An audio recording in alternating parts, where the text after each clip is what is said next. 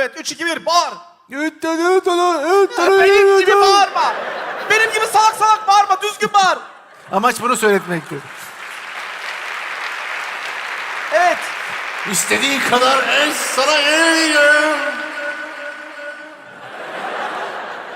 Piyano mu yapıyor bunu? Arkadaşım sen busun işte. Ama bunu fırtına esiyor seyirci. Fırtına yap, gök gürültüsü yap. 3, 2, 1 savruluyorsun. 3, 2, 1 başla. Vallahi yapıyorlar ya. Şuradan baktım hepsi aklı başında insanlar Demin ya. söylüyordun. Efendim? Demin diyordun ya seyirciye lan deme. Evet. Seyirciye böyle yaratıcı şeyler söyle. Evet seyirci. Çok büyük fırtına yapıyoruz. Arkadaşım fırtınadasın.